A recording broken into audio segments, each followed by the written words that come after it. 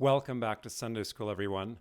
I'm Jared Anderson, and this is Engaging Gospel Doctrine, episode 338, which covers the Come Follow Me material for June 30th, The Empty Tomb.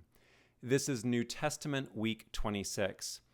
So as we discussed last episode, two of the most essential sections in Scripture are not being covered in Sunday school, or at least they line up with the schedule that corresponds to home study. So when I do the next episode, which I'm already working on, this is our Sunday school episode that will cover the beginning of Acts, I will also include recommendations on how to include the crucifixion and resurrection during Sunday school discussion next week. So I would recommend that for Sunday school next week, we talk about how Jesus dies and the church is born. And that would be a good framing that will allow us to finish up the Gospels and then get into Acts. So for now, the take-home reading reflections, I want to focus on the message of the resurrected Jesus, which in a nutshell is love each other during life. That is the message that Jesus is giving in each of the Gospels. And then I will talk about empty tomb moments, because before the resurrection narratives, there is the empty tomb story. And then I want to focus on what we learn from each of the resurrection narratives. From Mark, we learn about faith and fear. From Matthew, we learn that we are to proclaim to the world that God is with us always. The Luke narrative is about recognizing Jesus through faith and covenant. And then in the Gospel of John, we have this crucial and fitting question, do you love me?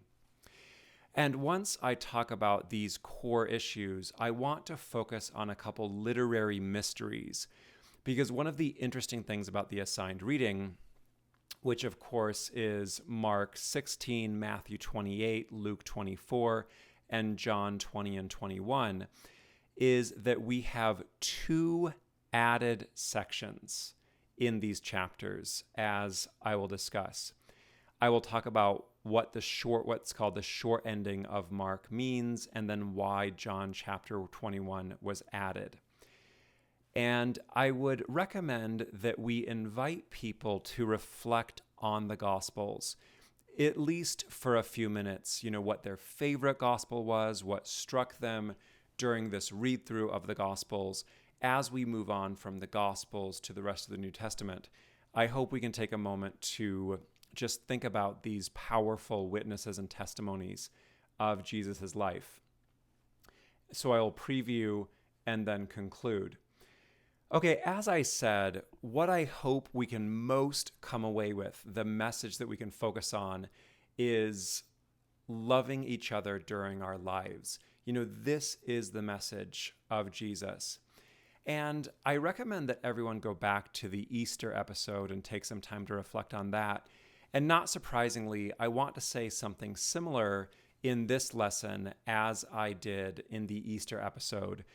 Now, the question of the resurrection and the hope of the resurrection and life after death, that can give us wonderful hope and comfort. In fact, today is my 34-year-old baby brother's birthday. Happy birthday, Mike. He doesn't watch this. That's fine. And he's a quadriplegic.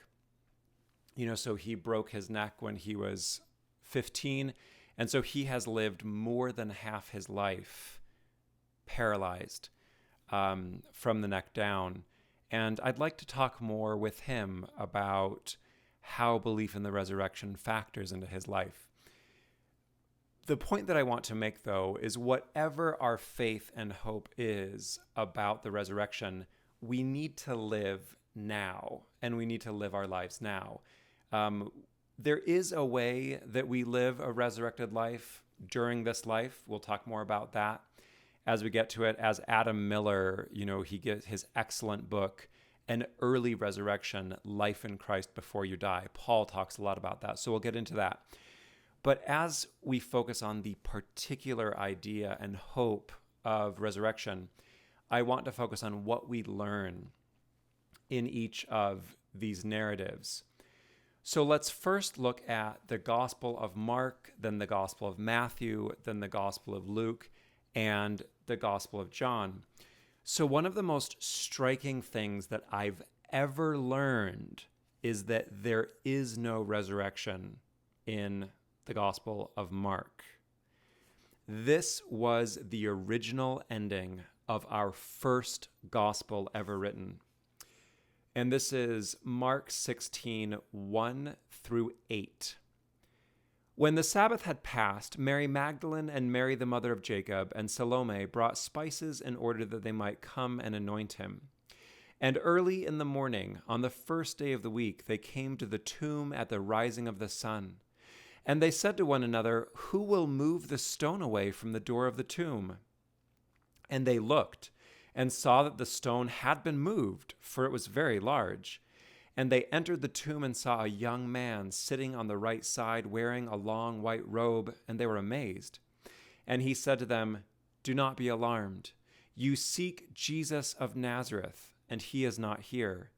Behold the place where they laid him. But go tell his disciples and Peter that he goes before you to Galilee.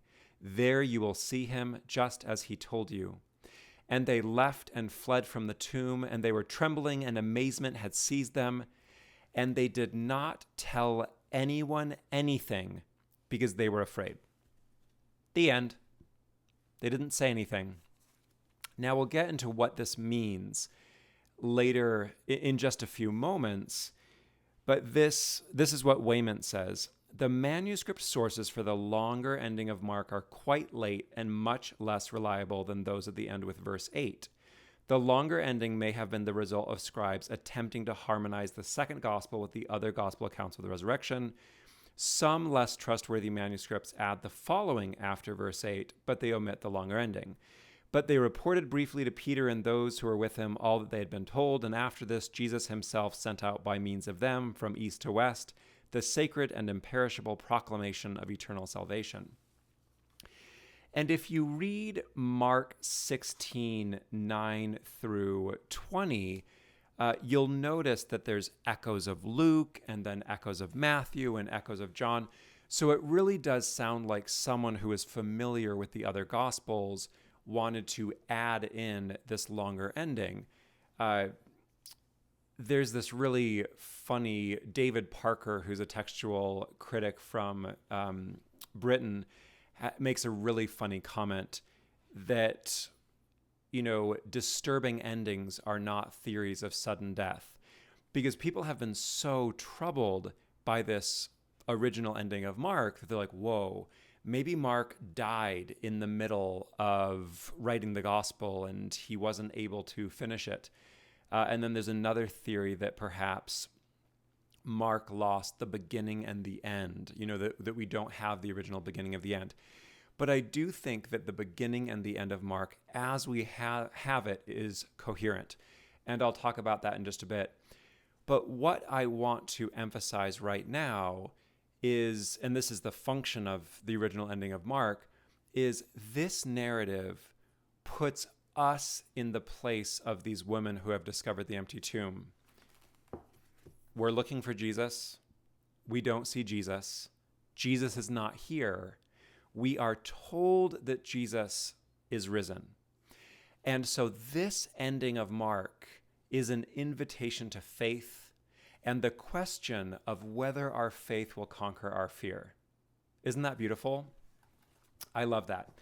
So again, the function of the empty tomb narrative in Mark, because it's not a resurrection narrative, it's an empty tomb narrative with faith and hope for the resurrection. And again, this is our oldest record. Mark is our oldest gospel. And so it's really interesting to sit with that, to sit with the empty tomb. And that's why I called this episode The Empty Tomb rather than, the resurrection. The Easter episode is about the resurrection. So now we have Matthew 28. Remember that only Matthew had the guards at the tomb. And in Matthew 28, there's another earthquake. And this is because, if you remember, Matthew is trying to emphasize the death and the resurrection as the cataclysmic, apocalyptic turning of the age. According to Matthew, with the death of Jesus, the world as it is ends, and the world to come has begun. And this is how the Jews understood time, and Matthew is a Jewish Christian. And so, Jews talk about ha'olam haba versus ha'olam hazeh versus ha'olam haba, this world versus the world to come. And traditionally, Jews believed that God was going to radically remake the world, as we'll get to in the Luke narrative in just a moment. Matthew is making a faithful statement that even though God didn't radically remake the world in the way that we thought, God did radically remake the world with the death and sacrifice of Jesus, which renews the world. And that is why it is so significant that it ends with Jesus saying, I am with you always until the end of time. I actually think that a better translation, I love the Weymouth translation, but I think a better translation for Matthew is until the end of the age. Because again, Matthew is focusing on what is this age? What is the real ending of the world? And so Jesus is saying, the world has ended or shifted in a very particular way, and I am going to be with you now. I am going to be with you until the world really ends, until there's that dramatic coming. So we would think of it that Jesus will be with us from the first coming of Jesus to the second coming of Jesus. And then that will be that more traditionally understood radical reshaping and healing of the world, which is the millennial hope. In Matthew, we also have this unique and interesting tradition. The guard said his disciples came by night and stole him while we were asleep. So this likely points, almost certainly points toward a tradition that the Jews claimed that Jesus' disciples stole his body. And that is where, the empty tomb tradition came from. So let's now get into the Gospel of Luke. I really love the Gospel of Luke, and I find Luke's resurrection narrative to be really fascinating. I will emphasize again and again, this is so impactful, that women are the first apostles. In the resurrection story, all of the Gospels agree that women were the first at the tomb. Women were the ones who witnessed the empty tomb. They're the ones who received the witness by angels, by either the young man or the angel or the angels or Jesus himself, that Jesus is risen.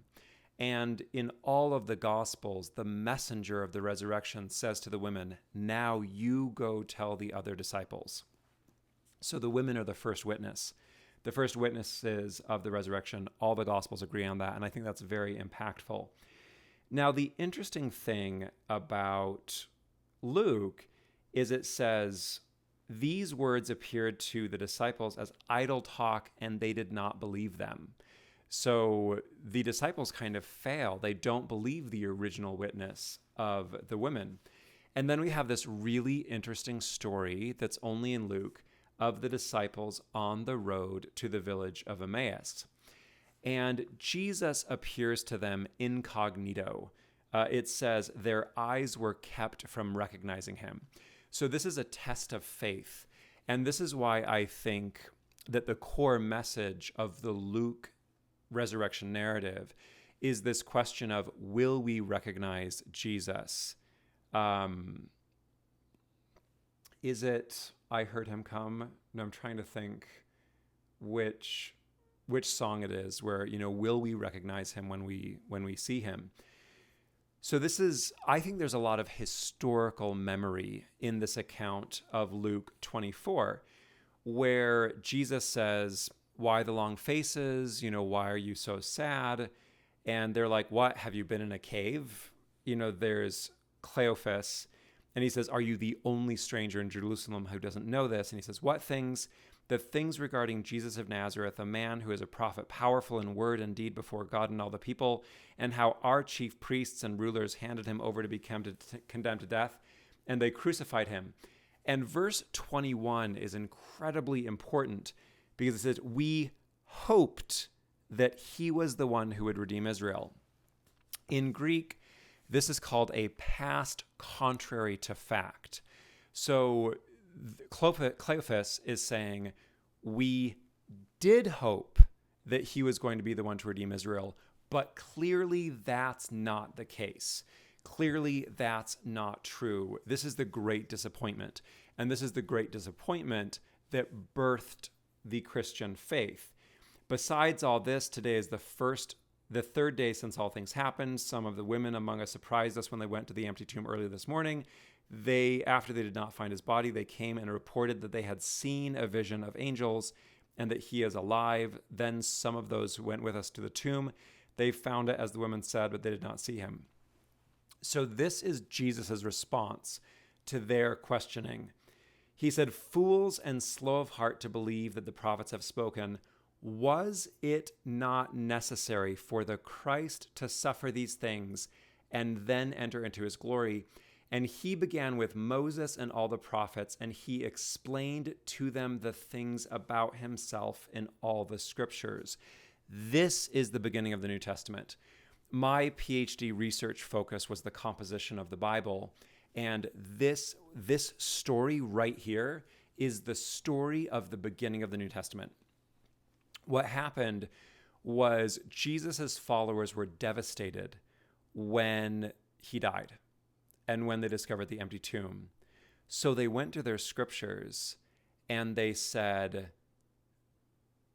what is the meaning of this? What is the meaning of Jesus's death? And through spiritual experiences and through scriptures, they learned to read the scriptures in a new way. And that's why I said during the Easter episode and also during the crucifixion episode that one of the most important things we learn from these chapters is to experience deaths in our life and to experience them a new way, to experience new life. As I've said many times before on the podcast, after my second divorce, in a very real way, I died. That version of me died. But I have become a fundamentally different version of myself in the past 3 years. And I love and I'm grateful for the way that I am now. And I think I've never been better. I've never been a better version of myself than I am now. And that is the resurrection Jared. And I'll reread Holy Week because I want to repost it. And this would be a good time. But that's the message of the resurrection, is it helps us manage the little deaths as well as the big deaths. So this is a key point in Luke 24. Jesus is about to pass them by. This is the second test of faith, and this one they pass. They say, stay with us, for it is near evening, and the day is almost ended. Abide with me, 'tis eventide. As the song says, their eyes were opened, and they recognized him, but he was no longer visible to them. Isn't that beautiful how in the moment they know it's Jesus, they don't see Jesus anymore? They can't, and this teaches a really important principle, that the disciples can see Jesus with their physical eyes and not recognize him, but then they see Jesus with their spiritual eyes, even though they don't see him in person. And that's an important faith lesson, that they see Jesus with an eye of faith. Their eyes were open, they recognized him, and they said, did not our hearts burn within us as he spoke to us on the way and as he opened to us in the scriptures? And then they explained to the disciples what occurred on the way and how he was made known to them while breaking the bread. Isn't that amazing? Jesus was made known to them during the breaking of the bread. So we would say we come to know Jesus through sacrament. And this is why I think that the core message of the Gospel of Luke, or the resurrection story of the Gospel of Luke, is that we come to know Christ through faith and covenant. That's what happens. Isn't that great?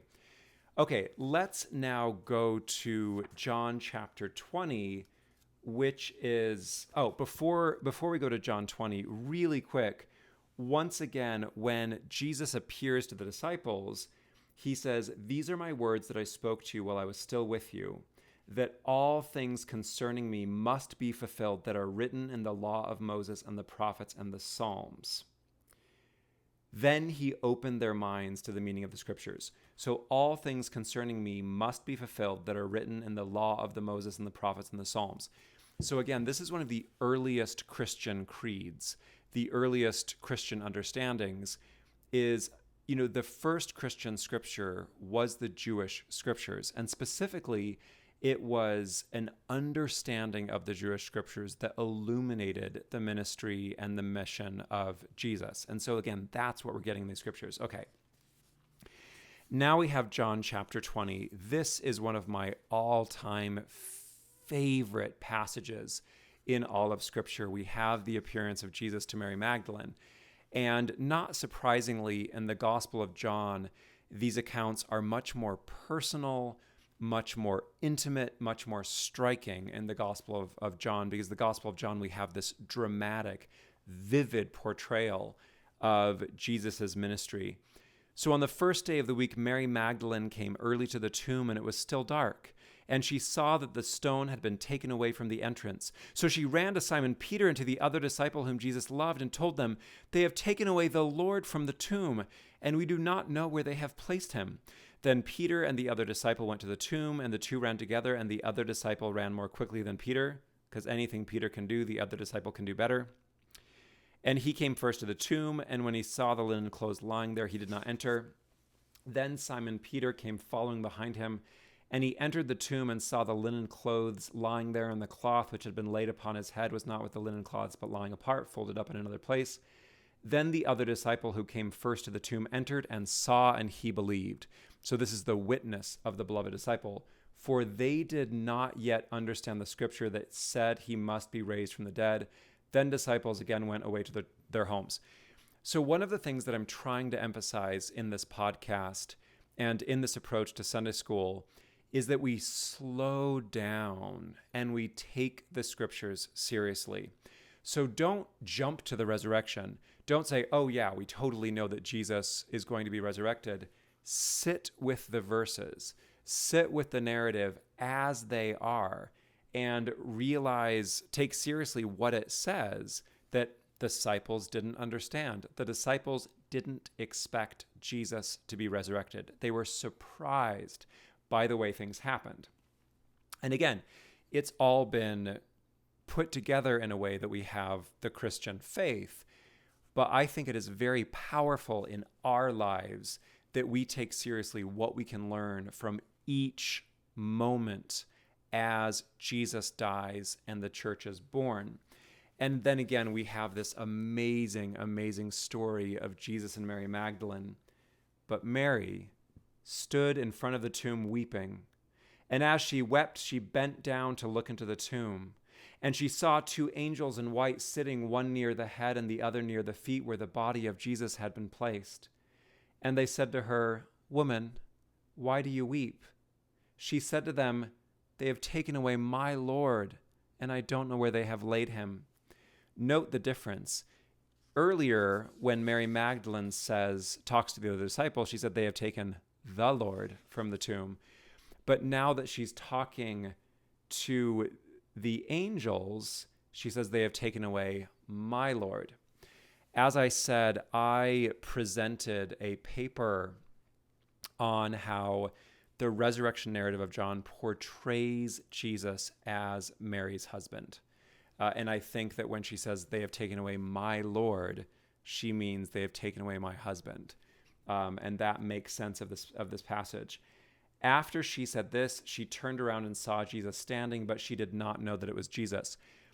You've noticed Luke and John have some interesting similarities. They may have shared a common source when it comes to the death and resurrection narratives. And so you have this common theme of Jesus being hidden to the awareness of the disciples. "They have taken away my Lord. I do not know where they have placed him." After she said this, she turned around and saw Jesus standing. She did not know it was Jesus. Jesus said to her, "Woman, why do you weep? Whom do you seek?" She thought he was the gardener. There's a very strong garden and Eden symbolism in the Gospel of John. And she said to him, "Sir, if you have taken him, tell me where you have placed him, and I will take him away." She is saying, I will take care of his body, the body of my beloved. There's also some strong Song of Solomon or Song of Songs image. And it says, where is my Lord? Where have you laid him? Jesus said to her, Mary, or Miriam in Greek. She turned and said to him in Aramaic, Rabboni, which means teacher or my beloved teacher.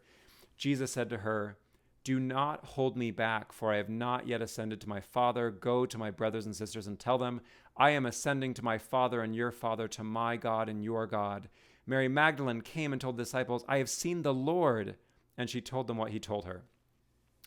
So again, see that whenever Mary talks to the disciples, she says, "the Lord." But when she talks to the angel, she says, "my Lord." And then she and Jesus have this incredibly intimate, powerful interaction. This is the single best thing I have ever learned in Greek. And this is another area where I respectfully disagree with Brother Wayman's translation. And he notes that the Joseph Smith translation says, "hold me not." It's both close. I think the best translation of me mu haptu, which is the Greek. So hapto is a very strong word. It's not touch, it's cling to, it's embrace. Hapto is the word that Paul uses, it is good not to touch a woman.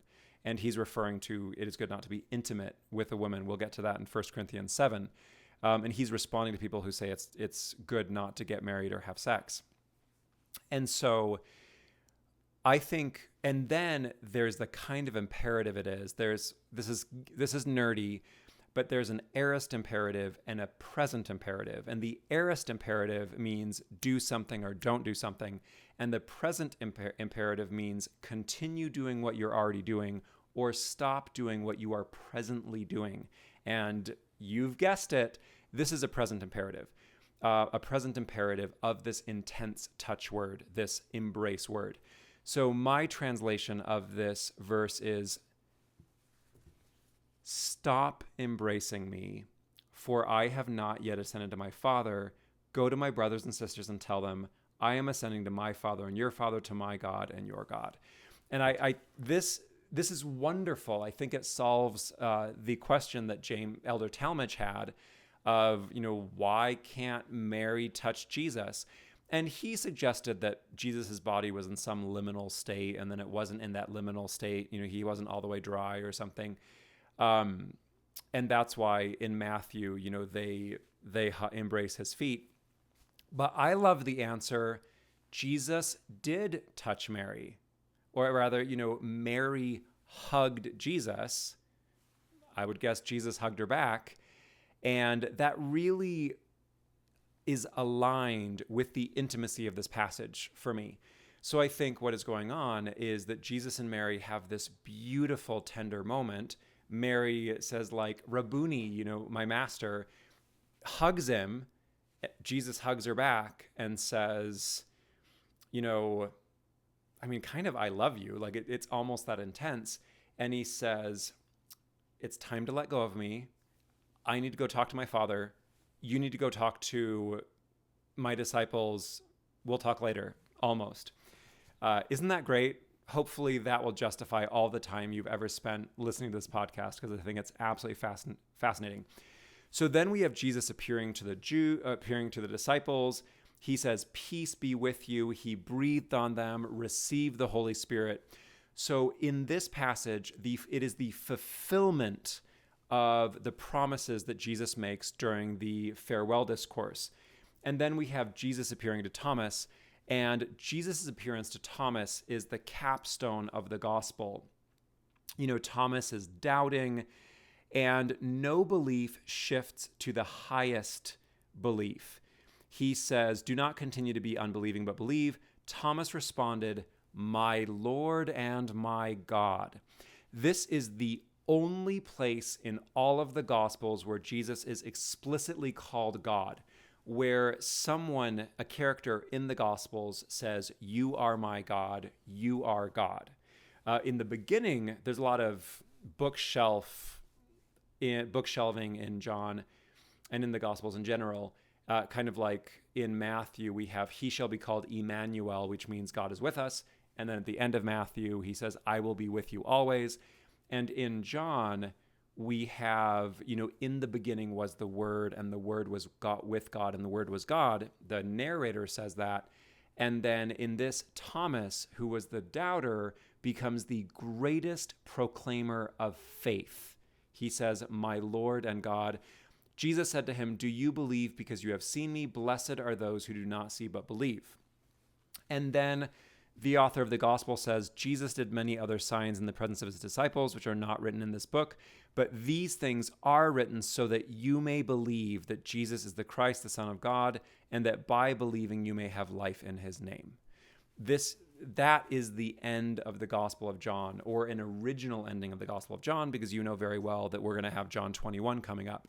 And John 21 also has an amazing passage, and I'll talk about the composition of John in just a bit. But doesn't that just bring this gospel to a wonderful conclusion, where throughout the gospel, Jesus and the narrator have been saying, the purpose is to believe. The purpose is to know. Salvation comes by knowing.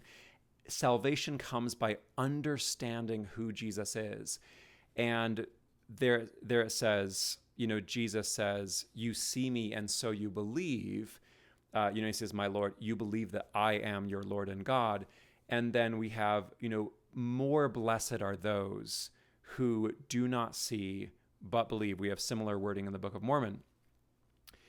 So again, this is a testimony of Jesus. And the Gospels are inviting us, saying, we know that you haven't seen Jesus, unless you're incredibly lucky. You are in the same situation we are, where you need to live by faith. Now it is your chance to live by faith, your faith in Jesus. Okay. Next, we have John chapter 21, and Wayment notes, because the author appears to have ended his book with John 20:31, and because the appearances of Jesus recorded in this chapter appear later and are outside Jerusalem, many scholars assert that this chapter was added as a postscript, perhaps in an attempt to address new or growing concerns. So this was added after the original form of the gospel, and I'll talk about the composition of the gospel in just a bit. So we have this miraculous net of fish. Peter enthusiastically jumps in the lake. And this is this amazing exchange between Peter and Jesus. One of the coolest experiences I've ever had, thanks to my friend Reed Moon, is I looked at J.R.R. Tolkien's personal copy of the Bible. And in this passage, and it was a signed Bible, it's amazing. In this passage, he has the Greek written out. He was trying to figure out the Greek of this passage, because you absolutely need to know Greek or watch this podcast to understand the power of this passage. When they had dined, Jesus said to Simon Peter, "Simon, son of Jonah, do you love me more than these?" He said to him, "Yes, Lord, you know that I love you." Do you love me more than dinner, maybe? Jesus said to him, "Feed my lambs." He came to him a second time, "Simon, son of Jonah, do you love me?" He said to him, "Yes, Lord, you know that I love you." Jesus said to him, "Feed my sheep." Jesus said to him the third time, "Simon, son of Jonah, do you love me?" Peter was saddened because Jesus said to him the third time, "Do you love me?" And he said to him, "Lord, you know all things. You know that I love you." Jesus replied, "Feed my sheep." Now, Wayment gets the distinction between lambs and sheep, which is present in the Greek. And he says in a note, Peter's affirmation of his love for Jesus is paralleled by his 3 denials. But what Wayment misses, unfortunately, or what's not in this current version, is what I think the most important part of this story is, because there are 2 words for love in this passage. Jesus says, Simon, do you agape me? Are you devoted to me? This is the love that's in 1 Corinthians 13. Like love is long-suffering and so forth. This is the deep, selfless love, agape. And Peter says, yeah, philia, I'm fond of you. And Jesus says, are you devoted? Like, it'd be like love and like. So Jesus says, do you love me? And Peter says, yeah, I like you. And Jesus says, but do you love me? And Peter says, yeah, I like you. This makes me think of like a dating conversation or define the relationship or something. And then the third time Jesus says, do you like me? He responds at the level where Peter says. And that's why it says, Peter was saddened because Jesus said to him the third time, do you like me? Do you see the difference? It's not that Peter was saddened that he asked, do you love me 3 times? He wakes up to the point of Jesus. I've missed you. My devotion is not where it needs to be. And then he says, feed my sheep. And then it seems that Jesus says, when you are old, you will stretch out your hands and others will bind you and carry you to where you do not want to go. By tradition, Peter was crucified upside down because he was too humble to die in the same way that Jesus did. So by tradition, Peter was crucified, Paul was beheaded. And then this is interesting, the fate of the beloved disciple. Then, what about him? What about the beloved disciple? And it says, if I want him to remain until I come, what does that matter to you? Follow me. Then this saying that the disciple would not die went out among the brothers and sisters, but Jesus did not say to him, he would not die, but if I want him to remain until I come, what does that matter to you? This is very, very awkward.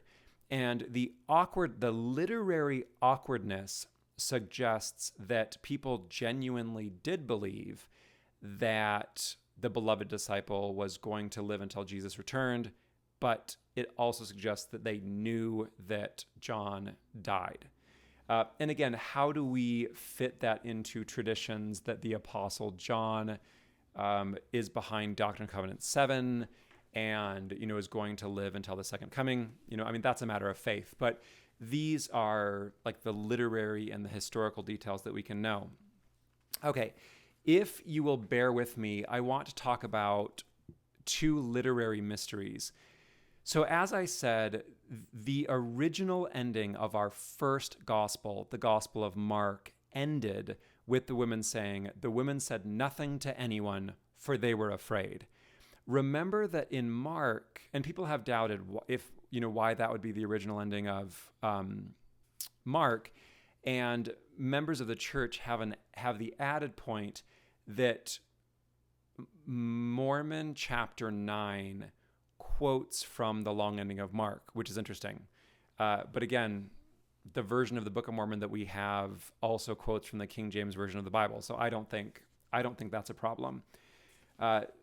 So as I said, the main point of the Gospel of Mark, the ending of the Gospel of Mark, remember that in the Gospel of Mark, the disciples are bad examples.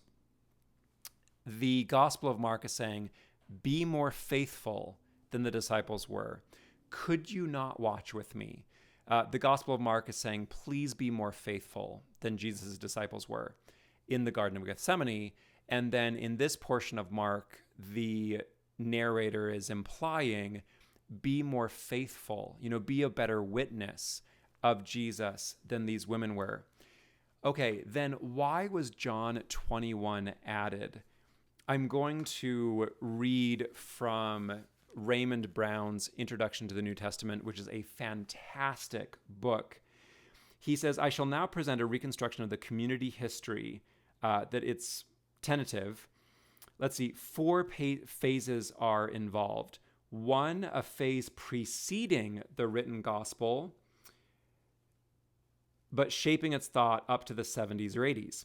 In or near Palestine, Jews of relatively standard expectations, including followers of John the Baptist, accepted Jesus as the Davidic Messiah, the fulfiller of prophecies, and one confirmed by miracles. See the titles in John 1. Among them, insignificantly at first, was a man who had known Jesus and become his disciple during the public ministry, who would become the beloved disciple. I still think the beloved disciple is Mary Magdalene.